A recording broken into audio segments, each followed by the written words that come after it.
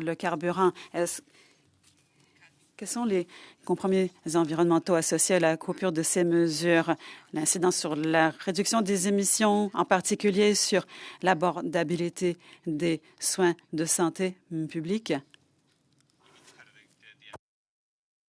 Vous parlez de la taxe d'assises sur le carburant qui est allégée jusqu'au mois de septembre. Ils ont choisi de couper toutes ces mesures environnementales. La dernière en date, c'est la taxe d'assises sur le carburant.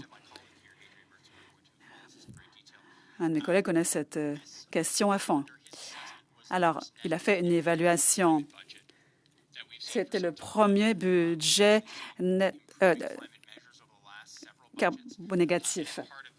Et ça fait, dans le cadre de l'EED, ça fait aussi partie des changements qui ont permis une utilisation plus vaste des crédits pour la capture du carbone et du stockage du carbone. Ce crédit d'impôt, hypothétiquement, était conçu pour retirer du carbone dans l'atmosphère. Maintenant, ça sera utilisé pour pomper davantage de pétrole du sol, car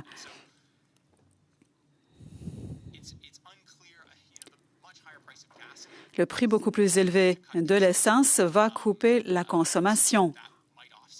Peut-être que ça pourrait compenser une partie de ces impacts, mais on continue à mettre beaucoup l'accent sur les pipelines, sur l'extraction de ressources premières. Il y a d'autres choses que l'on pourrait faire. On pourrait s'éloigner de l'essence pour les voitures, miser sur les voitures électriques, utiliser des thermopompes pour chauffer les résidences plutôt que le gaz naturel.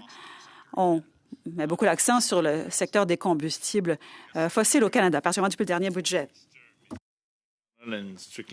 Merci beaucoup, M. David Strickland.